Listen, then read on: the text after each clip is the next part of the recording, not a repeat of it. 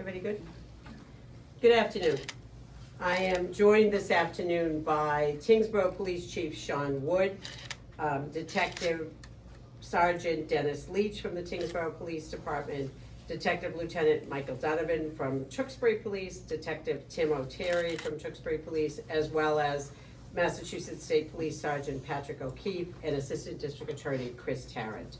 We're here today to provide an update in an ongoing investigation. I will say at the onset that this is a very active new investigation, so there are many pieces that you will wonder about that I won't be able to provide. However, on March the 10th, 2026, the Nashua, New Hampshire Police Department received a call with information about a possible homicide.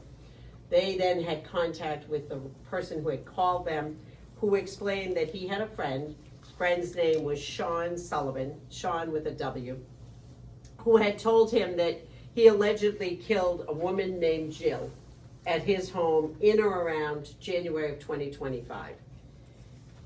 Sean allegedly further claimed that he had shot her and then buried her under the floor in a garage in the Audrey Avenue, Tyngsboro home where he was living. Nashua police took that information and because of the work of the Tewksbury Police Department, they were able to identify that in the missing persons database, there was a woman named Jill Kloppenberg who had been reported missing to the Tewksbury Police Department in February of 2025. The individuals who made that missing persons report said that Ms. Kloppenberg was a friend of theirs, that they had not physically seen her since August of 24, and their last contact via text message had been on November 20th of 2024.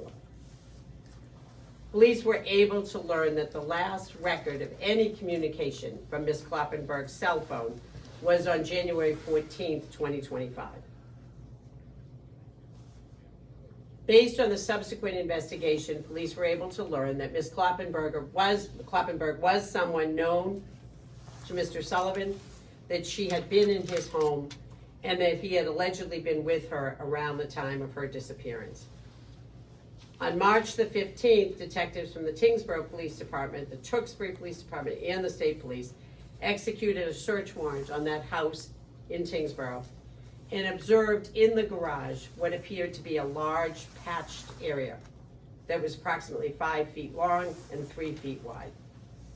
They used ground penetrating radar to scan the full garage floor, and they confirmed that something was located under that area that had been cut and patched. Working with the Office of the Chief Medical Examiner, the investigators were subsequently able to cut through the floor of the garage and to recover a bag, a plastic bag, containing what has been confirmed by the medical examiner's office as human remains. Sean Sullivan, who is 40 years old from Tyngsboro, has been and will be charged with additional charges, including murder. That murder will be of a Jane Doe, since we do not have a confirmation as to the identification of the human remains found in the garage. He'll also be charged with assault and battery with a dangerous weapon, causing serious bodily injury, and improper disposal of human remains. It's our expectation that he'll be arraigned tomorrow on those charges in the Lowell District Court. Meanwhile, the Office of the Chief Medical Examiner is continuing to attempt to determine a cause and manner of death and make a positive identification of the remains. I'm now going to turn it over to Chief Woods to speak a bit about the community of Tyngsboro. Thank you, Mayor. I want to first acknowledge the tragic loss of life in this case. This is a person, a loved one who was reported missing and whose disappearance remained under active investigation for over a year. This is never the outcome we want in public safety. But we take solace in the fact that through the hard work of investigators, a suspect is now in custody, and the facts of the case will be addressed through the justice system. I want to recognize the dedicated work of our law enforcement partners, especially members of the Tewksbury Police Department and the Massachusetts State Police, whose diligent work in this case has brought a piece of closure to the family and loved ones of the victim. I also want to recognize the dedicated work of the Tyngsboro police officers and investigators. Most importantly, I want to reassure our community that this incident was not a random act of violence, and there is not any ongoing threat to community safety. Our thoughts remain with the victims' loved ones during this incredibly difficult time. Thank you. Thank you, Chief. Keeping in mind that this is a very active investigation, I'm happy to take a few questions. Can you basically tell us the role of the Tewksbury Police Department? The individuals who were friends of Ms. Kloppenberg made a report to the Tewksbury Police Department.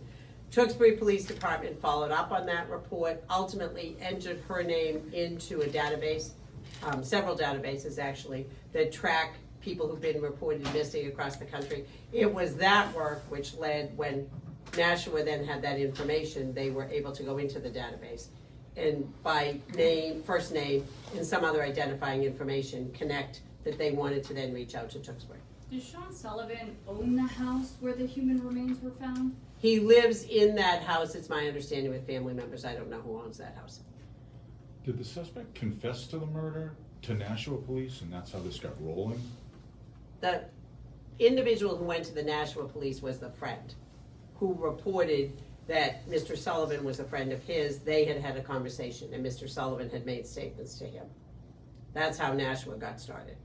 Then working off of what Tewksbury had done, they were able to go back, contact Tewksbury, then to reach out to Tyngsboro because they had some information that there might be evidence at the Tewksbury house.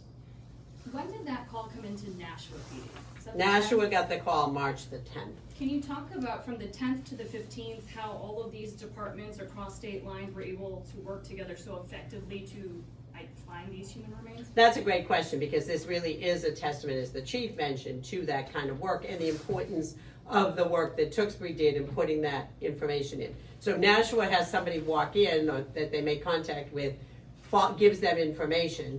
That information is about a woman named Jill. No indication of where that is. Some information that there's a link to Tyngsboro. Because originally the report was made to Tewksbury, Tewksbury had put that information they had into a variety of missing persons databases. So now Nashua is able to take the pieces of information they have, go to those databases. They see something in Tewksbury, they go back to Tewksbury. They also know the potentially evidence at the Tyngsboro house. So that is what happens, and then ultimately search warrants. The radar is used and search warrants are obtained. So the remains haven't been ID'd yet, but No. we're fairly confident it is this. It certainly appears. We obviously await the word from the medical examiner when they make a positive identification. Can you talk about what kind of relationship Sean Sullivan may have had with Jill Kloppenberg? They were friends is the information we have. Can you describe the shallow grave that investigators dug up in this garage to find the remains? So the garage floor was an epoxy floor with some cement underneath. When they did the scan, so obviously it's actually a two-car garage, fairly big space. They did a scan with the radar. They were able to locate, the radar tells you when there's something under the surface. They were able to locate that in a relatively small area of the floor. Then they went back yesterday. It was a very long, complicated process because you want to get that epoxy and the cement up. You also don't want to disturb what might be underneath. So it was a multiple hour process working through that yesterday to remove those upper levels and then to dig through and locate the bag, which we have now confirmed contains human remains. What goes into that process of that identification when you expect to have those results back? I don't know because I don't know how the medical examiner will be making the identification. One possibility is obviously using dental records.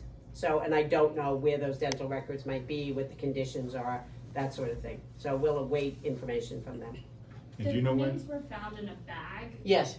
Can you explain, did it appear to look like her, or the corpse was fully intact? Had she been? We don't know that. We don't know that. The medical examiner's office was able, using x-ray today, to confirm that there are human remains contained inside that plastic. All right, thank you. Thank you. Thank you.